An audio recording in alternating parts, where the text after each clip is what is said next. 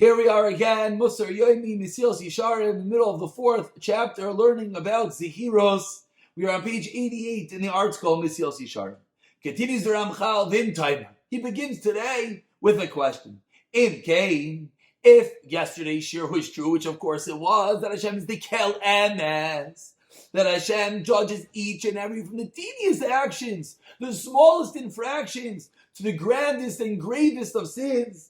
Midas Arachman Lama Hiyo Medes. What is Midas Arachman? We know Hashem is ultimate merciful. What is merciful? If He's judging us for each and every action, where is the mercy? If He has to be ultimate precision, what's the mercy that we know of Hashem is? Tshuva, what's the answer? Vaday Midas Arachman Kima Shalaylam. That Midas Arachman is that which allows the world to exist. Without Rachman, there'd be no world at all. But still, the Midas Adin is not impaired. So this is something that the Ramchal, the Mesilas Yesharim, has to explain. Because if he's telling us that the world only exists due to Rachman, but yet there's ultimate din and there's precision, how do the two coexist? So explains the Mesilas Yesharim.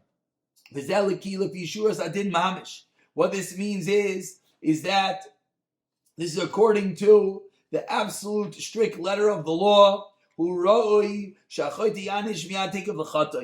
does it mean according to the strict letter of the law? One who sins should be punished according to Lefishur Zadin Mamish. There should be no rachamim. Right away, boom! You do an Avera, lightning should strike. No delay at all. And the punishment should be with fierce force. Fitting someone you defied and you didn't listen to the creator of the world, boom! You should get slammed. There should be no way to fix any sin that we do. Because in truth, how can you fix that which you corrupted? Once you already committed a sin,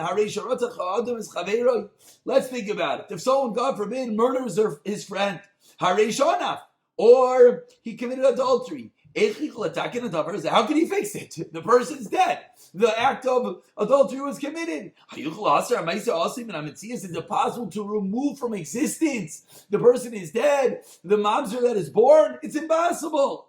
No. So that would be din. If din was emes, it is emes, excuse me. But if we went according to the absolute letter of the law, boom, there's no way to undo it, just like there's no way to bring someone back from the dead, and there's no way to undo the act of adultery. None, however, Midas Arachman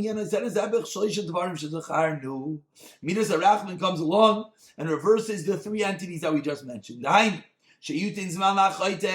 Number one, Hashem gives us time. Number two, we don't get slapped right away. And number three, the punishment, that's one. Number one, He gives us time that we don't get punished right away. Number two, the punishment is not to the point that we should be destroyed. Then number three, and Hashem allows us to do tshuva with absolute chesed. To the point that you could uproot everything from the Avera that you did. So we're seeing the absolute rachamim could coexist with the din. And we continue, says the Mesilas Yesharim, when one does tshuva, he recognizes the Avera, and he thinks about, what did I do? And he does tshuva. And he has complete remorse. Like regretting that you ever did the neder in the first place. He totally thinks about it, he reconsiders it. I should never have done this. And he desires and he wishes, I never should have done such a thing. And he's pained. Like a strong pain that he did such an act. When he forsakes it and he runs away from such an action. What do you do? He uprooted it entirely. If with that thought, with that real cognizance and the ultimate conviction to never do it again, boom, it's as if you never did it. This is the pasuk in Yeshaya. Your iniquity has gone away. Your sin has been atoned for. It says if it's not there. We just said a moment ago, how can you bring someone back from the dead? Hashem could. With absolute tshuva, it's as if you never did the ma'isa. But masha achshav mitzvah, for the fact that you feel the pain of misnachem masha ayil mafreya, and you regret retroactively that which you did. Continues the Mesilas Yesharim, the chesed v'adei she'inu mishur sadin. That this is absolute chesed, which really does not fit with din. Still, even though really the two can't coexist, Hashem allows them to. Because there's a rationale, it makes sense. In place of the ratzon to do the sin, and in place of the benefit and the joy that he had from the Aveira, now he has the regret, and now he has the pain. He has the regret, which annuls that which he wanted to do the Aveira, and he has the pain, which cancels out the joy that he had from the Aveira. Similarly, the fact that you don't get punished right away, that doesn't undo the Aveira. Hashem says, I'll just give you a little bit of time, like a loving father that he is. So too, it's all forms of chesed of HaKadosh Baruch Hu.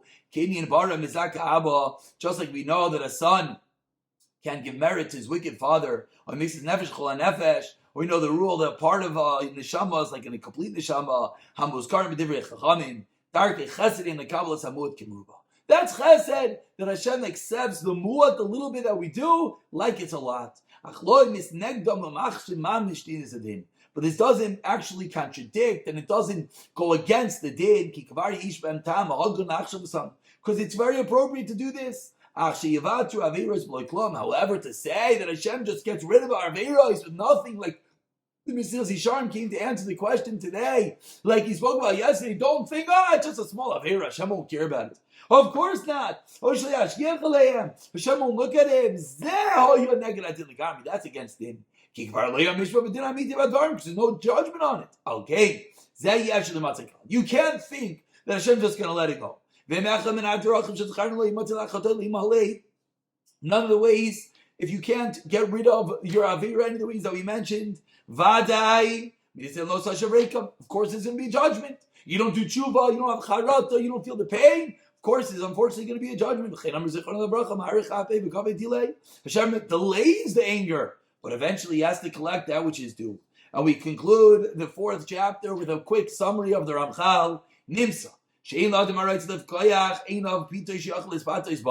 What do we learn out? One has to open his eyes, that there's no such rationale. You should never think that don't worry about your actions. You have to think about everything you do with the ultimate zirus. With the absolute precision, even the smallest actions. These are perspectives that one has to think about. We